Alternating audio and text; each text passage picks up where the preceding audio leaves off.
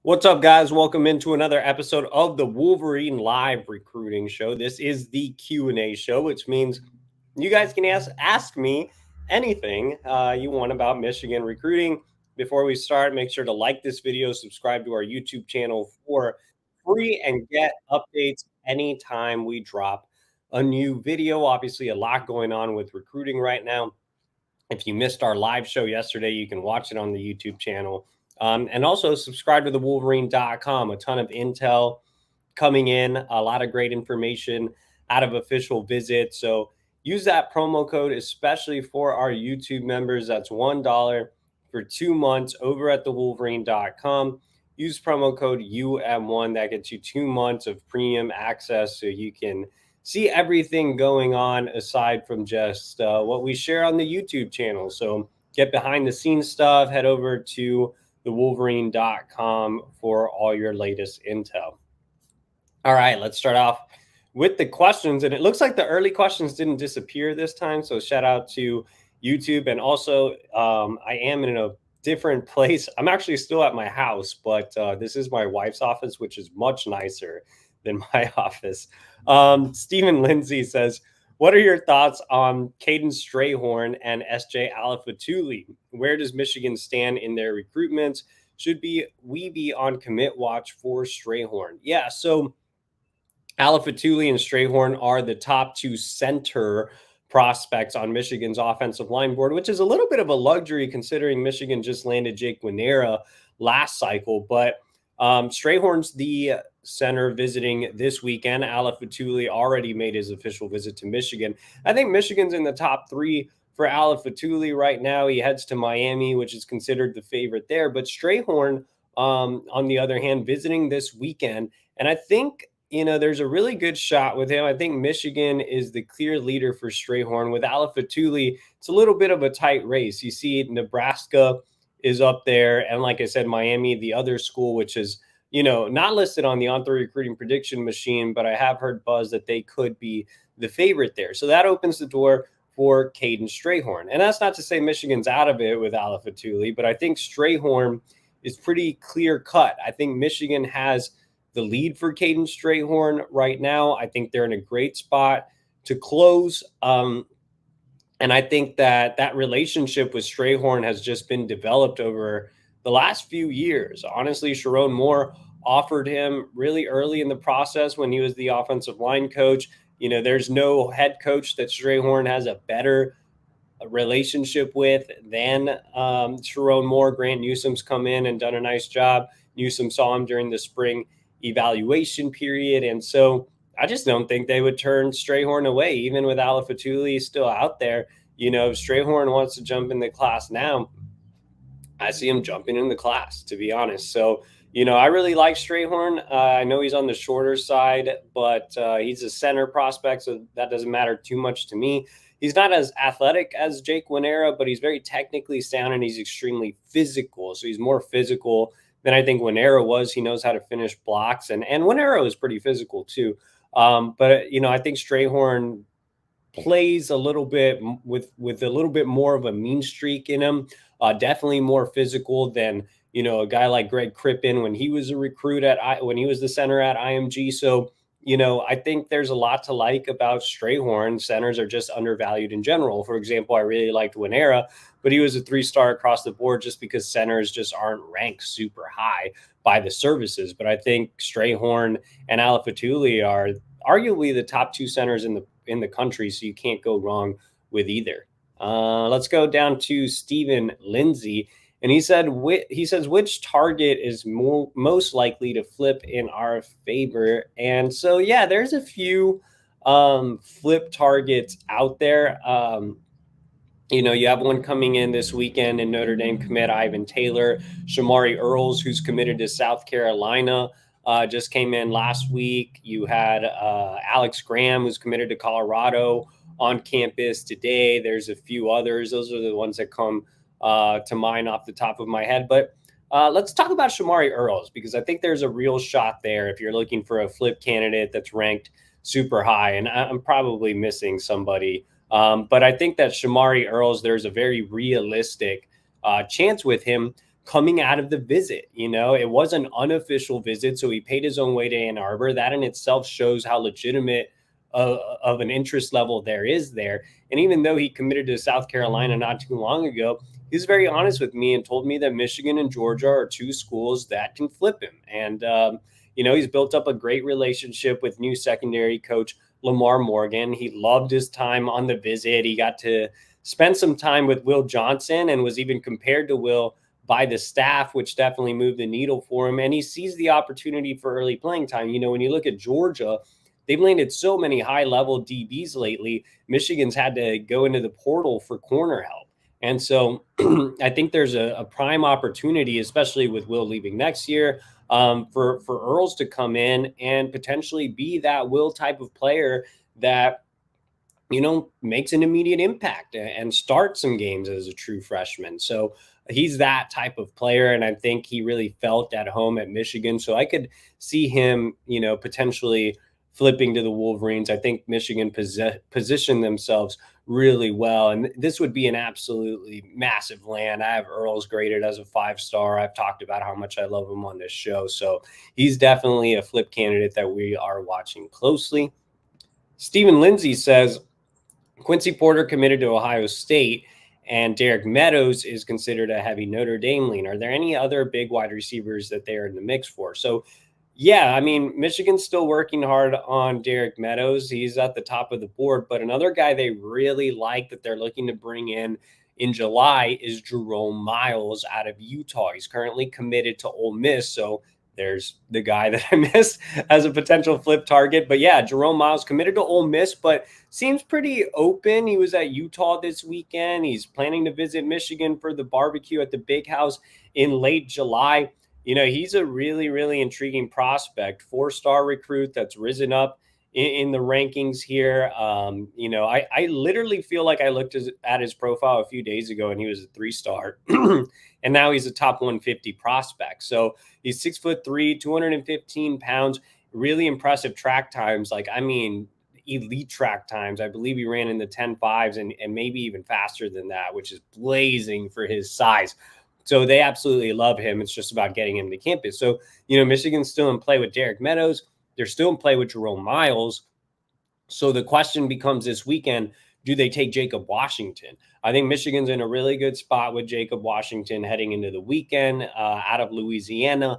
He is a teammate of current running back commit Jasper Parker. And I think if everything goes well on this visit, Michigan could easily take the lead in that recruitment. Bellamy attended the same high school as him. So, do you take Washington with Meadows and Jerome Miles still on the board? It's an intriguing question. He is a lower 4-star prospect, but I think that Jerome Miles is a freak, and you're seeing him make that astronomical rise in the rankings, and Derek Meadows is a borderline 5-star. So, with those guys in play, do you continue to, or do you go ahead and lock up Washington? It'll be a really intriguing storyline. Meadows isn't deciding until September. Miles isn't making his visit until late July. So, yeah, I think that's certainly one to watch. But those are the bigger wide receivers to know right now would be Washington, Miles, and Meadows. And the reason, I know people are probably like, why don't they just take all of them? Well,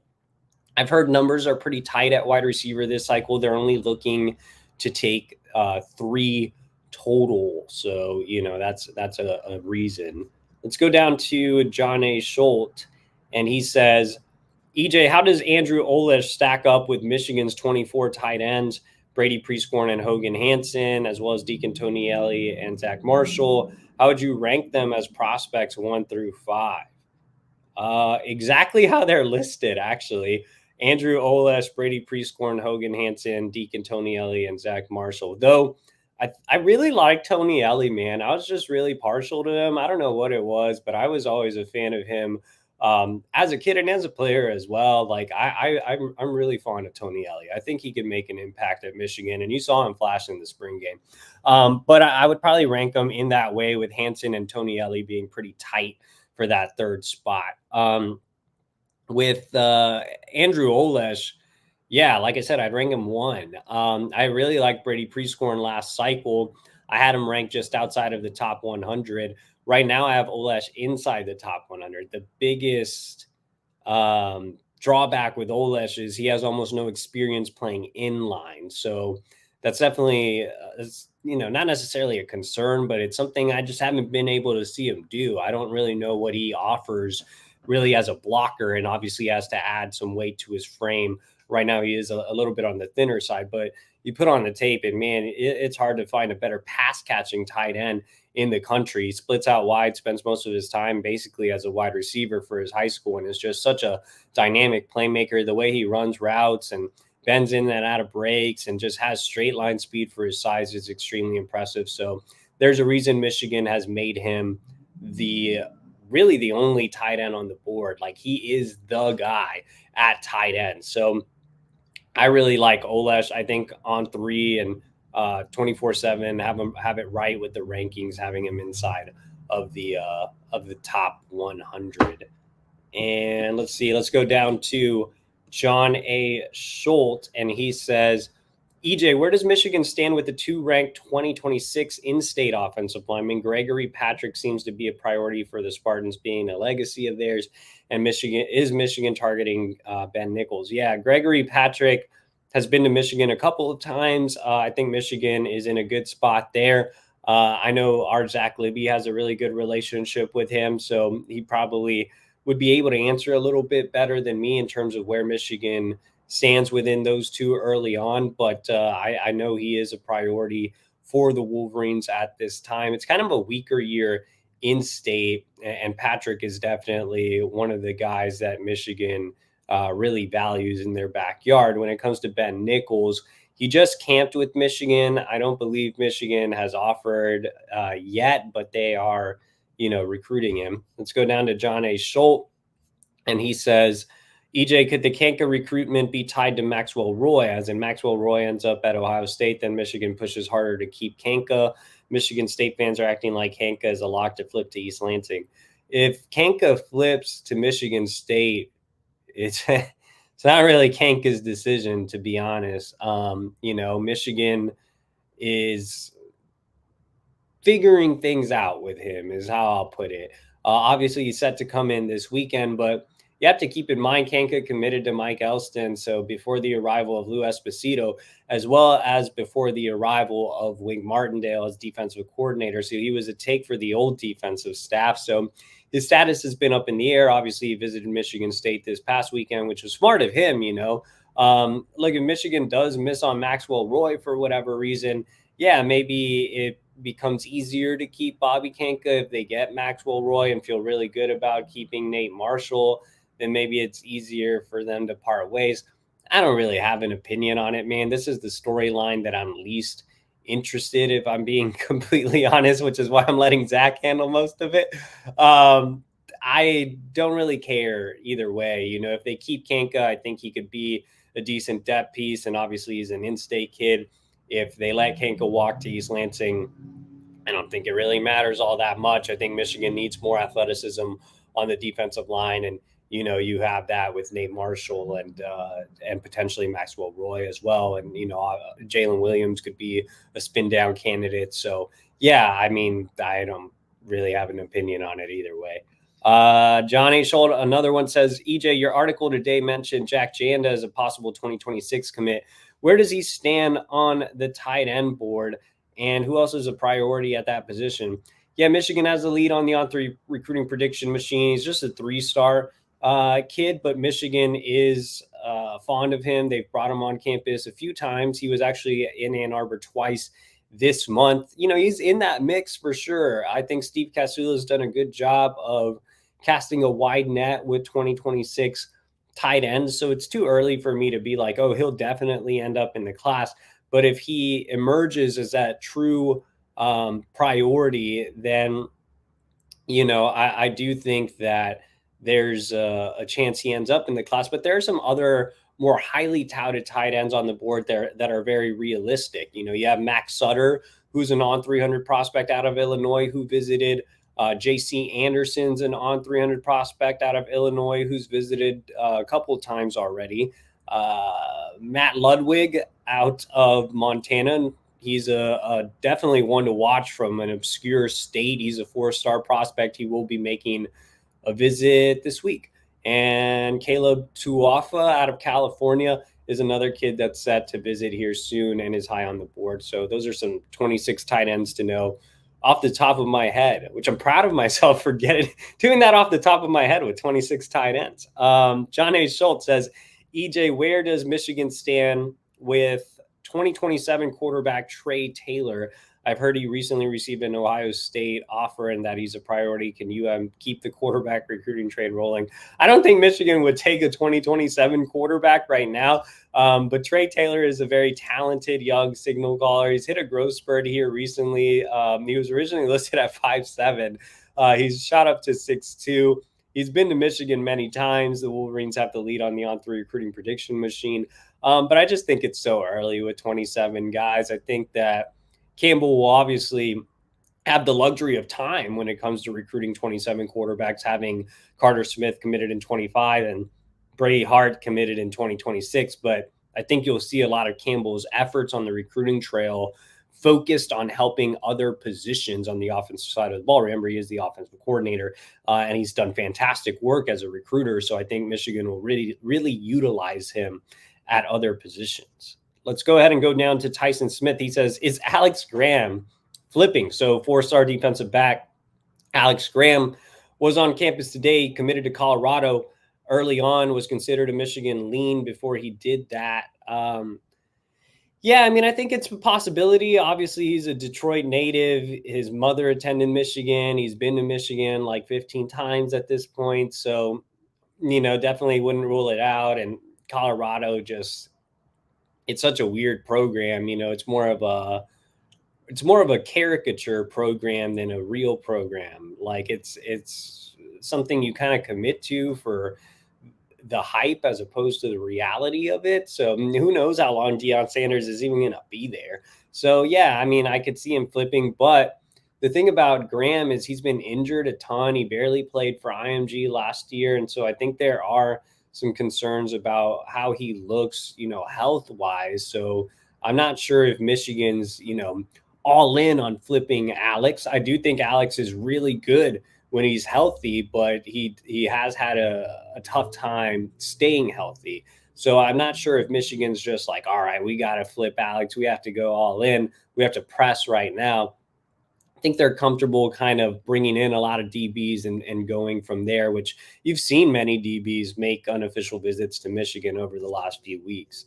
Tyson Smith says, how does Brady Hart compare to JJ McCarthy? Yeah, I've seen that comparison thrown out there. From a personality standpoint, they are very similar in the sense that Brady Hart's going to be out there recruiting, leading the class. You saw the story I did with him today where he said he committed to Michigan right after leaving Ohio State because he, knew he couldn't find that culture anywhere else. So, he's going to be that type of magnetic personality that it's out there recruiting other kids and being active on social media and things of that nature. So from a leadership standpoint, he's very similar to JJ. From a play style standpoint, I don't like the comparison. When I covered JJ as a recruit, I likened him to Johnny Manziel. I said that JJ was an escape artist, a bit of a Houdini, in and out of the pocket, a guy that could make legit plays as a runner as well. Obviously, JJ had an elite arm, but he was also a risk taker. There was just a lot of fun when it came to covering JJ. Outside of his senior year at IMG, where he had no interceptions and didn't run a ton, mostly because he became basically a system quarterback at that point. He just basically operated IMG system as casually as possible. But when he played at Nazareth Academy as an underclassman, he was an extremely fun player to watch. And you saw, and it was kind of cool seeing JJ at those two places because it was kind of like that at Michigan. You'd get glimpses of the exciting playmaker, and then you also saw him manage games as well. So JJ was very capable of doing both because he was very cerebral, he was accurate, and he was a playmaker when he needed to be.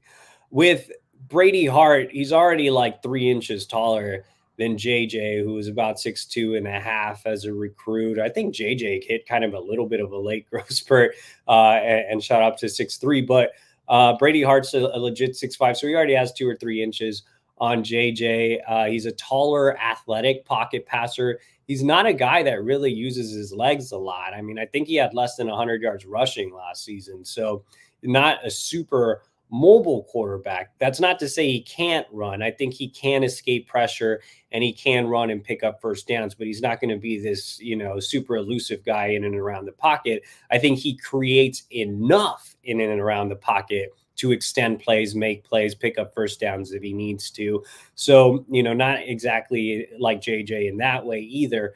And, I've been asked for a player comp with Brady Hart, which I've had some issues kind of finding one as a modern day quarterback. So the guy that came to mind for me was Vinny Testaverde, who I really loved as a child in his NFL days.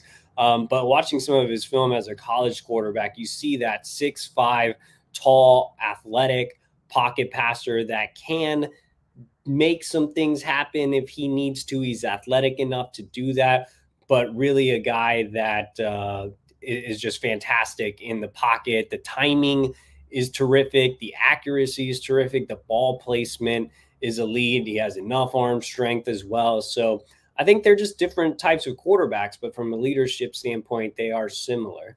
Tyson Smith says, build my perfect burger. Oh man, that one's tough. I mean, for me, if I want a perfect burger that I'll enjoy all the time, it's very simple. It's just a nice I don't know. I guess I'll say like a brisket short rib combination burger. Like I like those combination meat burgers with some cheddar cheese, some bacon, some barbecue sauce, some jalapenos, and call it a day. I'd enjoy that every day. If I want to get a little crazy, I'll throw a fried egg on it with some cheddar cheese, some chipotle aioli. It's always good. So that's probably my 2 perfect burgers. John A. Schultz says, EJ, how does Brady? Oh, also, guys, if you guys want to skip the line, we are answering the questions in the order they came in. If you guys want to skip the line, leave a super chat. That'll bump you up to the line. That money goes directly to my travel budget so I can continue to see top recruits across the country. But John A. Schultz says, EJ, how does Brady Hart compare to Troy Hun? Buckeye fans are saying that Brady wasn't even a take for Ohio State and that Ohio State scared Michigan into pushing Brady Hart with the Ohio State offer and that Hunt is better. Well, a lot of conspiracy theories in that comment, John. I think that, Ohio State obviously offered Brady for a reason. He was phenomenal at their camp, and even their own reporters wrote that. So take that for what you will. They definitely did not scare Brady into they definitely didn't scare Michigan into taking Brady. Brady was number 1 on the board. He was ahead of Smeagol. He was ahead of Hun. So he was the guy. Now, that's not to say the other guys couldn't have committed if they wanted to, but Brady's the guy they really wanted. So, that's definitely just a conspiracy theory. And as far as how I would compare him to Troy Hun, I think Hun's really good. I might even have Hun ahead of Brady Smeagol, whose stock was dropping a bit. With Troy Hun, he's very consistent, just really, an accurate, safe passer. I think Brady brings a little more juice and upside, though. Ava Detavanaj says, hey, EJ, how do we feel about Andrew Babalola? Have we gained any momentum? I think Michigan did as well as it could have done on the official visit. I think they've tightened up the race. I'm sticking with Stanford for right now until we hear otherwise, but that's not to say that Michigan can't win this recruitment at the end of the day. I think they did a fantastic job of pitching him on obviously having the elite academics. Stanford's a very special university in terms of its academic prestige, but Michigan's obviously one of the best universities in the world. And it offers better football. And I think that's really the sticking point is, at Michigan, you get the high academics, you get the elite football, and you get the offensive line production, and you play for a offensive line coach in Grant Newsome, who's a really smart guy who considered, high academic schools as a recruit. And so I think Michigan obviously checks more boxes in the football area. But some guys just really love Stanford and the idea of going out west and just getting that really top tier education that's tough to beat. But, if there's a school that can beat out Stanford, I would feel like it's Michigan. But, right now I'd give the slight edge still to Stanford. Ava Dedevinaj says, is there any chance we land Jadon Blair or Ivan Taylor? Yeah, I would still give Notre Dame the slight edge on Jadon Blair, but I think the Wolverines gave him a lot to think about on his official visit for sure. I still think Michigan's in that one. He's still continuing to talk to the staff and things of that nature. Ivan Taylor's coming in for his official visit this weekend. He's obviously committed to Notre Dame. I think there's a true chance there. If there's two schools that can flip him, it is Alabama and Michigan. Those are the schools he's considering. Obviously, he's questioning his Notre Dame commitment. So Michigan will get its best shot this weekend. And I think we'll know a lot more about this recruitment after the OV. Ava Dedevanaj says, I've also seen something on Michigan trying to get 2026 five-star Jackson Cantwell on campus. Yes, they are trying to get him on campus. He actually was scheduled to make a visit this spring. And for those of you that don't know, he is an offensive lineman. They were trying to get him on campus this spring, and he had a visit set. He ended up canceling due to some travel issues. So they are trying to get him in for a visit this summer. He's the number 4 overall recruit in the country out of Missouri. So, he's definitely a guy that's super high on the list for Michigan next cycle. Ben Ricketts says, what visitor to this weekend is most likely to commit?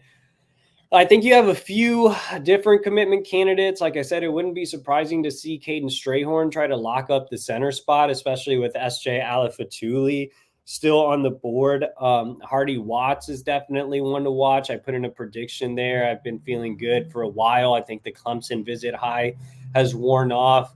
Chase Taylor is a commitment candidate. Michigan is behind with their top tier linebacker targets. Like, I wouldn't say they have the lead for Nathaniel Wusu-Boateng. I wouldn't say they have the lead for Kamar Archie. Elijah Melendez is slipping away.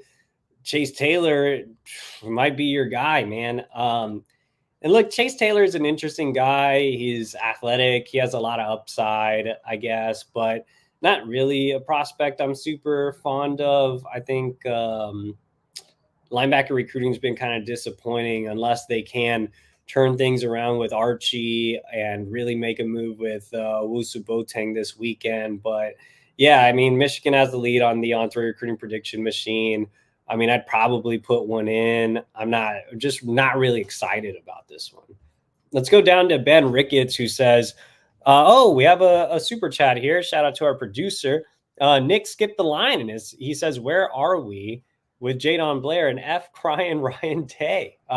Appreciate you, Nick, for sending the super chat. Remember, the super chat allows you to leap lines, and that money goes directly to my travel budget so I can continue to hit the road. Now, like I talked about here just a few minutes ago, I still would give Notre Dame the slight edge here, but I think Michigan made a really strong impression on the official visit. I think they closed the gap. I think Notre Dame has done a great job of selling him on, being the next Kyle Hamilton. And that's been the real sticking point. But I thought Michigan had a good counter just with Wink Martindale's resume in general and the amount of guys he's coached and what kind of impact player Jadon Blair would be at Michigan.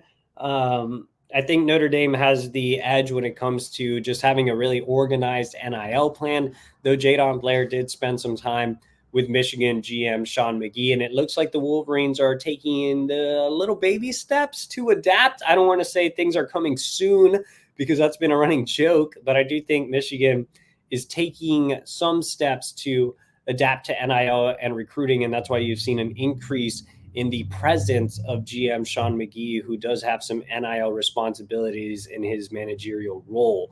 I still think Michigan has some work to do ahead of his July announcement, but they are still right there and continuing to keep in consistent contact.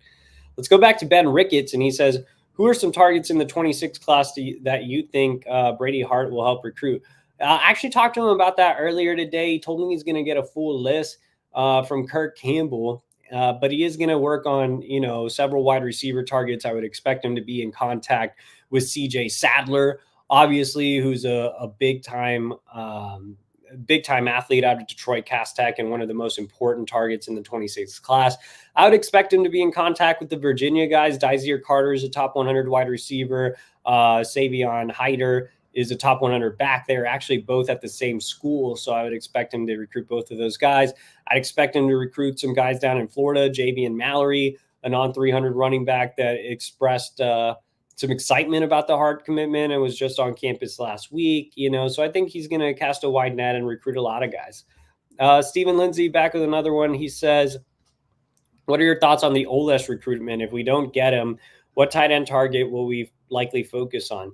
Yeah, like I talked about earlier, big fan of Andrew Olesh and what he can do on the field. In terms of his recruitment, Penn State's had the lead for a while. They, pressed really hard this past weekend on his official visit. There's a lot of Penn State influence in the part of Pennsylvania where he resides. So, I think overcoming Penn State on paper seemed to be a really difficult task, but I really do think Michigan has done that. I think Michigan probably has the momentum going into the official visit. It wouldn't be surprising to see the Wolverines close. Steve Casula, Michigan's new tight ends coach, has done a phenomenal job in this recruitment. And the reason you haven't heard of any other tight ends is because Andrew Olesh has been the guy. They've made him feel like the priority. And that's what it really took to, put Michigan in this spot to win this recruitment. Now, Casula has been in contact with a couple of other guys. If they miss on Olesh, Dakota Terrell would probably be the next name to know out of Oklahoma. But the full focus here is on Andrew Olesh. Tyler Klesby says, where does the cornerback board sit for 2025? Seems like that should be one of the biggest positions of need in 2025. Shamari Earls is clearly the guy at the top. I mean, they're doing everything they can to flip him from South Carolina. But aside from that, it's just so many different new names. I don't think there's a set pecking order, which is why you see so many guys coming in for unofficial visits. They just had Jaden Sanders, who's another corner target on campus yesterday. So, there are a lot of names to know there, and they're still shuffling even as we kind of get out of official visit season. So you could see kind of the long game with corner outside of Shamari Earls, who's the clear guy there. Nate the Great says, EJ, with Chase Taylor trending towards Michigan, which of the other three linebackers on the board do you think Michigan can legitimately get? Yeah, I think their, chances with Melendez seem to be slipping. I think Owusu Boateng's going to be a tough land, though they're right in the mix, and this visit could really move the needle with him.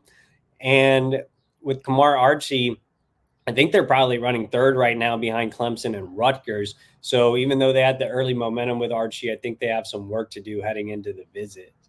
So that's where things kind of stand with those guys. It looks like we have a ton of others, but we are over time. So we're going to try to get through these. We'll answer all of them, but we're going to get through these quickly. If you have a super chat, make sure to leave that. Nuber says, any 2025 commits coming this weekend?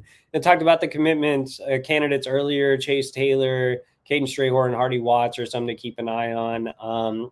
Brett Allen says, why does Michigan not concentrate on the linebacker position more?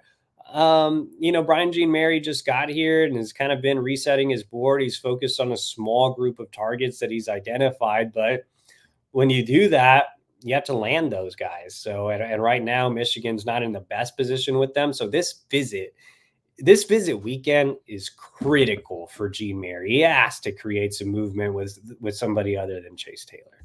Let's go ahead and go down to Nate the Great. It says, comparing Brady Hart and Carter Smith as prospects, who do you like more?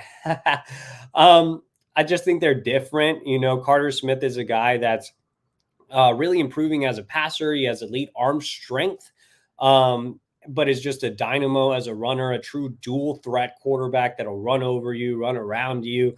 I mean, he's an absolute dangerous runner with just unlimited potential as a passer. With Brady Hart, he's an athletic, pocket passer, taller kid that won't necessarily make a lot of plays with his legs, but will be active and athletic in and around the pocket to extend plays. He's a better pure passer right now. And yeah, I mean, that's kind of where I see both. I think they complement each other really well. Joseph Grimaldi says, I know you said yesterday you weren't too concerned about the Ohio threat with Maxwell Roy. How are you feeling percentage wise? I feel like he's a must get. Yeah, I would never count out Ohio State with what they do from an NIL perspective and the fact that they have deep ties to St. Joe's Prep. They historically recruit the school extremely well, and it's really not Michigan friendly. I tried to stop at St. Joe Prep this spring and was not able to do so. So, Maxwell Roy would definitely be going against the grain here. But I would put it at probably like 75-25 Michigan's favor right now, just to give Ohio State some type of percentage there. Is Elijah Melendez no longer taking his official visit to Michigan? I saw somewhere where he was going to make a decision after his upcoming visit to Miami. So Elijah Melendez texted me yesterday and told me that he was going to make his fall official visit to Michigan and that he's not going to make a final decision after his visit to Miami, and that the 4 schools that were mentioned for him were not the final schools. So take that as you will, but I still think he'll be a tough fit. Henry Kardorsky said, EJ, I was watching the Penn State on 3 show. Fitz and Snyder didn't seem optimistic about Andrew Olesh. What percentage would you give Michigan in this recruitment? 68-32. How about that? Yeah. Shout out to my guy, Spotline 39 Pod. Yeah, no, I appreciate the support. If you guys haven't checked out his podcast, he does some really good stuff with recruiting. Ken Moss says, what would you think it would take for Michigan to land Babalola? Just continuing to sell him on the football piece, the education. I think he's very aware of what Michigan can offer there and obviously what Stanford can offer, just hammering home about the offensive line production and the development and how much better football is at Michigan, especially for offensive linemen, than it is at Stanford. Henry Kardorsky says, has 3 defensive linemen committed, plus a prediction for Roy. Are there any edge targets besides Marco Jones and Marion Dye, or is just getting big guys for the DL? No, they are after Julius Hawley as well. Obviously, they have Jalen Williams committed, who they did recruit as an edge, not a defensive lineman. So that's kind of the edge board right now. You have Williams committed, Marco Jones, Marion Dye, and Julius Hawley are the others that are top targets for pass rushers. Tim Leinke says, Michigan better go all out on the menu for the barbecue at the big house, like 5-star menu for 5-star kids. Yeah, I hope it's better than those crappy hot dogs from last year. Henry Kardorsky said, with Porter gone, how are the chances for Michigan to land a top 300 wide receiver? Should we expect another year without a 4-star wide receiver? Yeah, man. I mean, Derek Meadows and Jerome Miles are the on 300 guys, the top 300 guys right now. And, I think Michigan has some work to do with both. Taz Williams is kind of on that edge. Jacob Washington's on that edge. Philip Wright could be a guy that ascends maybe. So it'll be interesting. They're still working on Andrew Marsh as well. They're probably in the top 3 in that one, but that's probably not going to be decided until the fall. Daniel Rebane says, EJ, I hope your week is going well. If Michigan were able to pull off the upset and land Andrew Babalola, how would you rate a potential offensive line class with him along with Watts, Gatch, and Strayhorn? It'd be a great offensive line class. You'd have your tackle at that point, which is something I'm afraid they're going to miss out on. Then you have a really athletic interior offensive lineman in Hardy Watts, who has great feet. You have Avery Gatch, who's just really solid in everything he does and is very physical, more of your brute interior offensive lineman. And then you have Caden Strayhorn, who's one of the best center prospects in the country. So can't go wrong with that.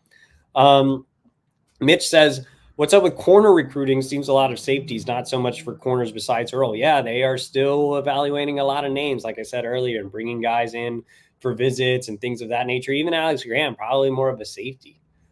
Spotlight 39 says, EJ, what are your thoughts on 2026 running back Savion Hyder? He seems to be high on Michigan. How would you see him fitting in? Yeah, Savion Hyder is, at the very, very top of the board for Tony Alford. This is a kid that Alford has had a relationship with dating back to his time at Ohio State. And just a really top priority back. He's not super crazy speed straight line, but he's extremely quick and elusive in the open field. I really like what he brings to the table from a skill set standpoint, because he can also split him out as a wide receiver. He can catch the ball out of the backfield. He's also really good in pass pro. He visited Michigan in the offseason. He told me he'll be back at some point, whether it's here in the summer or in the fall for a game. So I think Michigan is in a pretty good spot with Savion early on with Georgia and a few other schools. But yeah, I really like him as a player and just what he brings to the table. I think he would be fantastic in Michigan's offensive scheme for sure. Let's go ahead and go to Tyree Smiley, and he says, EJ, what's going on with CJ 2026 wide receiver, and who's the next commit? I think if Michigan prioritizes Jack Janda at tight end, he could be a candidate for sure. Or like Khalif Canty, 4-star in-state offensive lineman. In terms of CJ Sadler, I think that Michigan's in that top group. He was on campus today with his team for a 7-on-7. He does have his eye on some of the SEC schools like Alabama and LSU, but Michigan's high on the list for sure. Eric George says, EJ, is Notre Dame a lock for Jadon Blair, or does Michigan have a shot? I know Notre Dame already has 3 safeties committed. Michigan's right up there. We've talked about him a lot already. I think the fact that Notre Dame has 3 safeties committed is a plus for Michigan, with both Jadon Blair and Ivan Taylor heading into his weekend visit. Marquise S says, do you think Brady Hart sticks to signing day with him committing so early? Yes, I do. I don't think NIL will be a factor here or anything. He's, bought into Michigan's culture. So, yeah, I don't see any reason why Brady wouldn't stick until signing day. Stephen Lindsay says, do you think Jasper Parker's underrated? I have him as a high 3, maybe a low 4. I'd really like to see him in person first before giving a final rating on him. Enlay Wu says, how does Brady Hart compare to Hunt, Smigel, and the other 26 quarterbacks like Grubbs, Curtis, Brandon, Bell, and Jonas Williams? It doesn't seem like there's no clear best quarterback in 26 like Underwood or St. Clair or Juju in 25. Yeah, there's a lot of good quarterbacks in 26, though. You named some of them. I haven't seen them all. I've seen Faison Brandon. I've seen Noah Grubbs. I was obviously familiar with Smigel and Hunt just because they were at the top of Michigan's board. I definitely like Brady more than I like Smigel and Hunt. There's a reason Michigan made him the number 1 guy as well. And there's also a reason, like Smigel, for example, his stock was really dropping. I mean, who else was really up there for him besides Michigan? Florida State, I think Troy Hunt's a very nice prospect, not super exciting, but just really good. Noah Grubbs, I think I would put behind all of those guys. I'd probably put Smigel and Hunt ahead of him. Faison Brandon, just a really interesting athletic specimen, super high upside, but I think Brady is right up there as well. I haven't seen much of Bell. I haven't seen much of Curtis either, to be honest. And Jonas Williams kind of reminds me of Jaden Davis. I thought if Michigan was going to take a safe guy at quarterback that wasn't Smigel, that could be a really high-level game manager, it would be Jonas Williams. He's on the shorter side. He's not super elusive, but just moves the chains. But, yeah, I would put Brady ahead of him as well. Jackson Ross says, who would you compare Brady Hart to? Like I said, I'd be going way back. And I like to have the most accurate comparisons too. Like, I hate when people are just like, oh, Pat Mahomes, Josh Allen, JJ McCarthy. Like, no, I mean, I sat down and I really watched Vinny Testaverde the other day. That would be my comp. Jackson Ross says, where do we stand on 2026 athlete Jet Washington, and what position he projected to play? Zach Libby had a story over on the Wolverine.com today. Probably a receiver, guy that could probably play in the secondary. But, I think that it's tough to say right now. Michigan just offered him. You see 6'4", 185, so he could be your bigger wide out. He could be potentially a deep safety. Who knows? He's a really interesting athlete. I would like to get more familiar with him, though. How many commits do I think coming out of the weekend?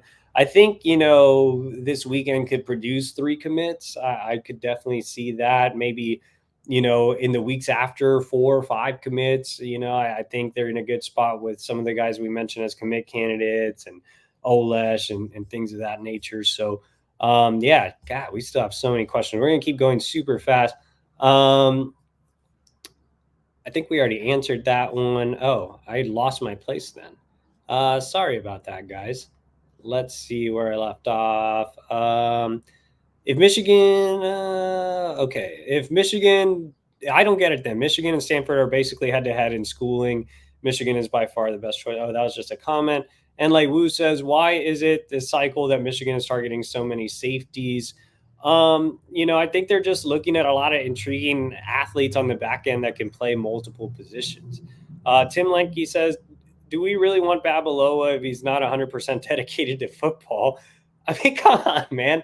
He's a good student. I mean, you have to be a good student too. Tyree Smiley says, EJ, name your top 5 guys you want Michigan to get. Top 5 guys I would want Michigan to get, like overall, like including the 26 class. I don't know. Let's just stick with the 25 class. I would want them to get Derek Meadows.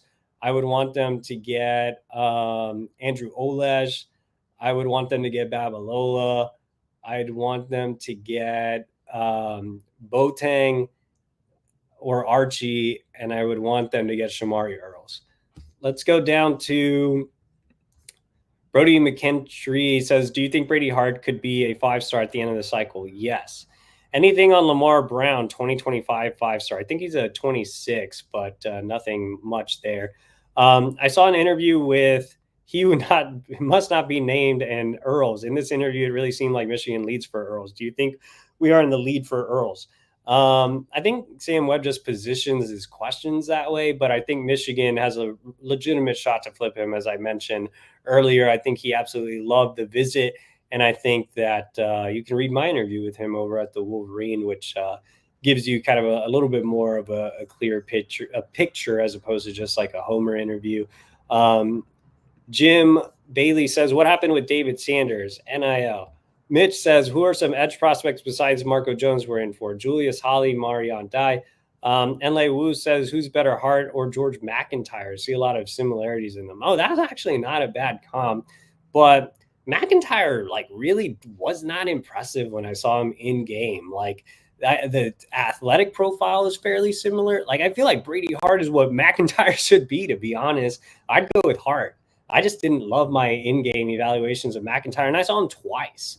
Sean Paul Anthony says, what's up with cornerback Cade Phillips, visiting or not? He's a guy they've been trying to get on campus for a while, so we'll see. Alex Bush says, with Ohio State taking a second running back, does this improve UM's chances of getting Davison? I don't think anybody would love to be part of a 3 running back class, but, he hasn't ruled it out, and they've been honest with him. Any good news on Donovan Jackson? I think it's Donovan Johnson who you're referring to, the on 300 running back visiting today. I think Michigan probably leads there, to be honest, but, they're kind of waiting it out with Jordan Davison as well. All the tea leaves are saying Jadon Blair is a Notre Dame lock. Is this true? Not necessarily a lock, but they still seem to have the advantage. And that's it. All right, guys, I appreciate you all for joining me on tonight's show. Make sure to like this video, subscribe for free, and also head over to the Wolverine.com, use the promo code UM1, get $1 for 2 months. All right, guys, we will see you all next week.